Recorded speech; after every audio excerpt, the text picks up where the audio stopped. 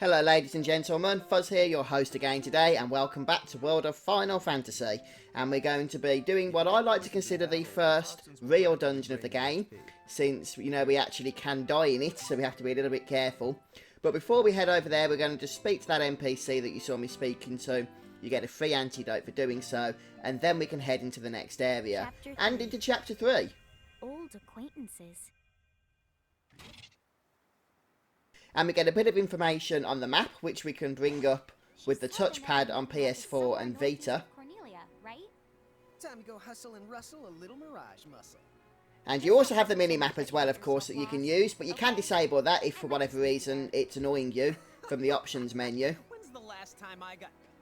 Don't push it. Okay. So there's two paths here at a fork. We're going to take the right path for the first time that we're coming down here. And there's a potion, no, actually 3 potions I believe, just up here. So we'll grab those from the chest. And then we're going to actually make our way into the dungeon proper. And this particular dungeon is known as the Nether Nebula. So clean. It's quite a fun place. There's going to be a few mirages for us to collect, some experience to be gained, treasures to be collected, and we're going to be able to complete our giant stacks as well. And you'll notice straight away there's a gate, which is quite handy, so we can port in and out of this dungeon to Ninewood Hills. Yeah, let's not mess around in the Nether Nebula thinganabob. Nether Nebula. Do you think you can do something about that habit of forgetting the name of virtually everything? Incidentally then, if you do want to pop back for any potions or anything, now would be a good opportunity to do so. Oh, here's another gate. But I'm not going to bother. That's the right. Gates they usually turn up in towns or at the start of most mirage-infested areas. You never have to travel far to visit a place you've been. Whenever you want to get from point the A to point the B, just use the gate as a handy little shortcut. A shortcut, huh? So like, if we wanted to go back to Cornelia right this instant, we could just take this gate back to Ninewood Hills, then we can take the gate from there to Cornelia. You see? All in all, it makes for a pretty short shortcut. Yeah! If it were hair, you'd have to call it a buzz cut! Okay. First things first then, the first treasure we're going to collect is literally just at the start of the dungeon here, and it's a Libra mirror jewel. And a mirror or mirror jewel actually gives you an ability on the person that you equip it on, and you can only give it to your main characters, to Reynn or Lann. So I guess we'll give it to Reynn. And you can see there's a number of mirror jewel slots. We only have 2 accessible to us at the moment. But then later on we can unlock more. So we can have various mirror jewels equipped for extra abilities and whatever else the case may be. Right, so once we've grabbed that, we're going to head up the ramps here. Come on, sis. And what we're going to do is start collecting mirages. If I do collect a mirage, I'm going to show you the battle so that you know what I've collected. If I don't collect them, if I just kill the enemies as normal, then I'll probably go ahead and just skip those battles out, so as to make it a little bit easier for you guys that are watching and following along with me. So you can use Libra, and you have that mirror jewel now that gives you the Libra ability, so you don't have to have a mirage with it equipped. And Libra will tell you what you need to do to the enemy in order to get it into Prism Unity. And in most of these cases, for this initial dungeon, hitting them with physical attacks is what's going to do the trick, but not every case. So I'll point out the differences as and when that need arises. So don't worry about entering random enemy encounters at the moment. We do need to level up. We have a boss fight approaching at the end of this particular dungeon, so we want to be prepared for that. Yeah, fine. Just behave yourself. But there's nothing in terms of items now that are left to grab from this first area, so we're just going to make our way up the ramps and then exit into the next part of the cavern.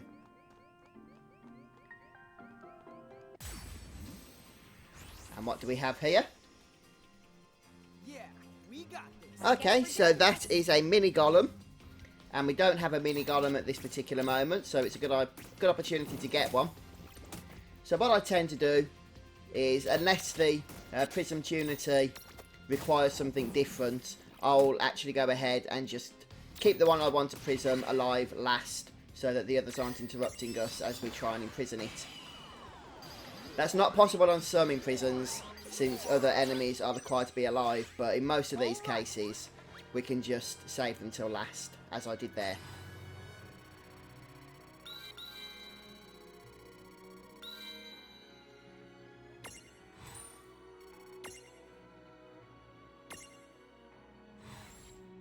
And as usual, I'm just going to go ahead with the default values for the name here. That certainly looks good to me.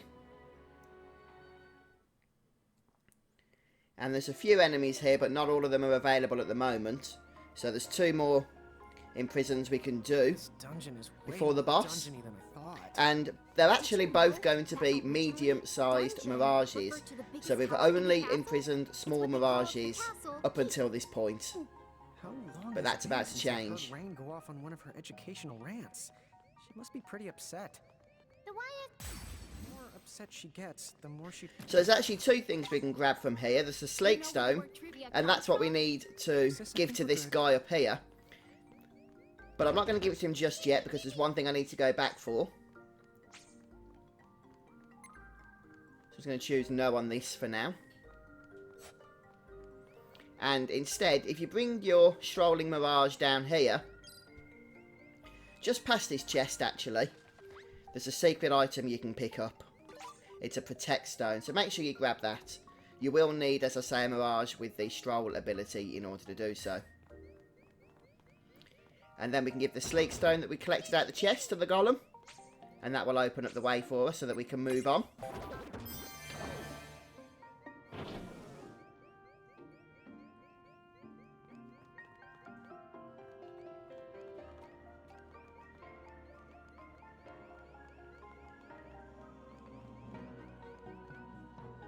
You don't have to drop down here just yet, because there's a chest you can grab on this level. But before we do any of that, I'm just going to teach Choco Chick the Cure ability now that he has enough SP to learn that, since that's going to come in useful throughout some of these tougher battles. And as I say, you can head over to the right and grab the chest, but I'll end up getting it in a moment's time. I'm just going to heal up one of our stacks here. Lann stack, since it was a little bit low on health. Okay, that looks good enough. And so, once you've grabbed the chest from up there, which I'll go back for, you can grab this chest. If you grab the chest on the upper level first, then follow this path around here where I'm going now, and that'll take you into the next area. But because I didn't grab that chest, I'm just going to go back for it at this point. So literally just drop down there and make your way around the same way.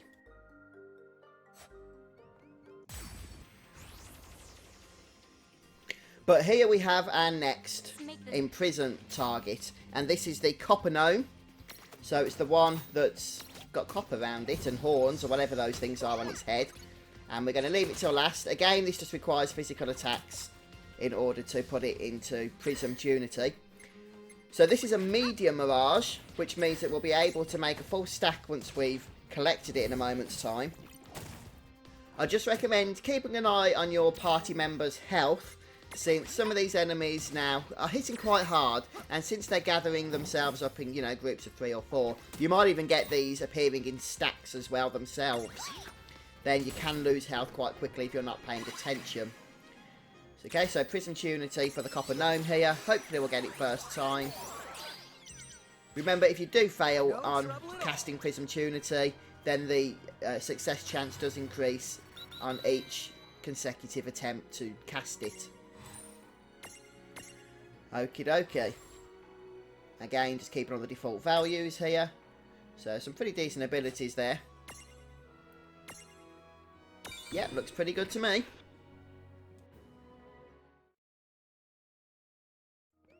What we're going to do then is open up the menu and go to Stack Setup. And we're using stacks with the Lillicans at the minute. But over on this side you can see our giant stacks, which I haven't set up properly yet. So I guess we'll go for Lann, since he's already got timer on him. And we're going to put the Copper Gnome in the middle, because it's a medium-sized Mirage. And we'll just have to make sure we keep him in giant form for the time being. since that'll mean that when battle begins, we'll have his giant stack, which has the 2 Mirages he's now got, which is Tama and the Copper Gnome, which is pretty good. And there's nothing else actually to do up here, so we're just going to make our way back around now into the next area. And we'll just keep levelling up our Mirages as we go. Grab those 3 potions I told you about. And then up this final ramp here, and this will bring us into the next area where there's a little puzzle awaiting for us.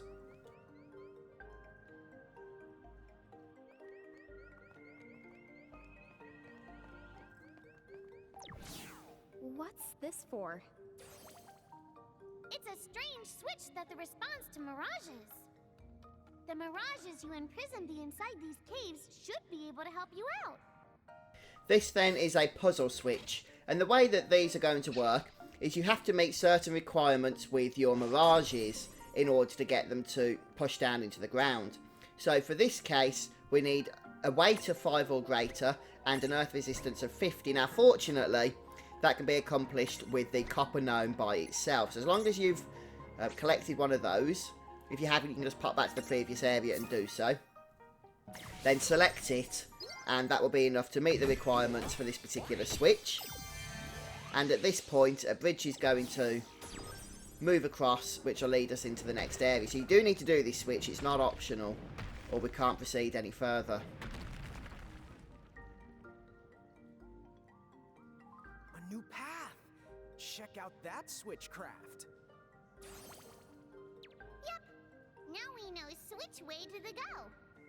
Whichever one of you thinks you're being clever is about to get a knuckle sand switch. Ugh. Did I just get owned? I'm the raising the white flag here too. Okay, yes, some very bad puns there, I'm afraid. Right, so we've got a second switch here. This one's purely optional, but we are going to need to do it if we want to complete the mini-adventure side quest that we picked up from the soldier earlier on. And to do it, Chocatrix and Copper Gnome will fulfill those requirements for you. So we'll do that. The stack will gather on top and the switch will close. And that'll build another bridge, which will give us access to 2 treasure chests. One containing some Phoenix Down, and the other containing the Earth Hammer. Now you can go and hand the Earth Hammer back in at the soldier to collect your reward of 5 high potions, or you can actually just open the menu here and now, head down to the adventure log, select mini adventures, and then hand it in there for the reward. You haven't actually got to go back to the NPC, which is interesting. Right, I'm showing you this battle because there's another foe that we're going to want to capture. This one, as you can see, is a Final Fantasy classic, the floating guy. It's another medium-sized Mirage, and the way we're going to capture this one and put it into Prismtunity is by defeating the other Mirages on the battlefield. Once it's the sole Mirage, it will automatically go into Prismtunity for us.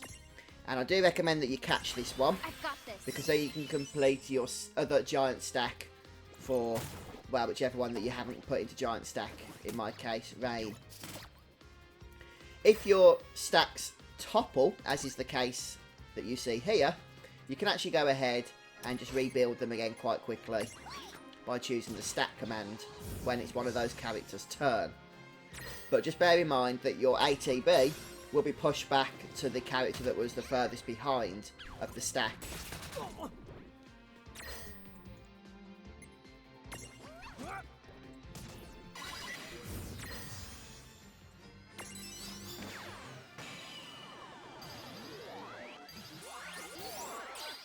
Yay, what to do, da? All right.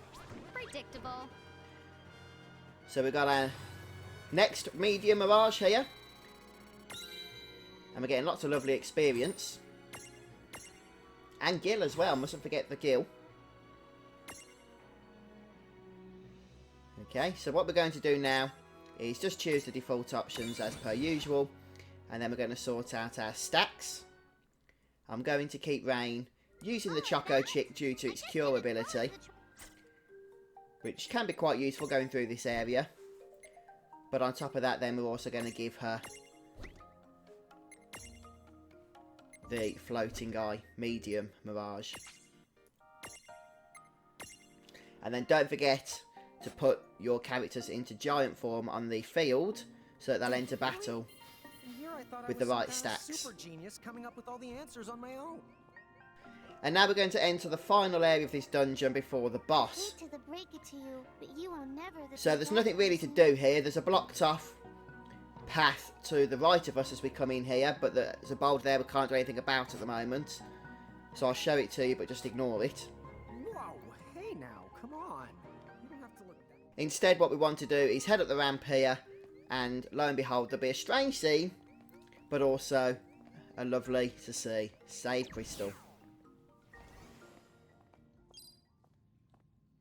Oh, what's this? Oh, that's not the good. This is the called a threshold. Mirages create them to mark their territory. When you see a threshold, you better watch out because the mirages inside are extremely powerful. And the worst part, if you cross it and lose a fight the inside, I can't use my powers to rewind time and extricate you. No extrication? Guess we'd better be extra careful then.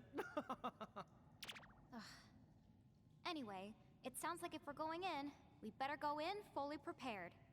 That's for sure. And don't forget to save your progress, too.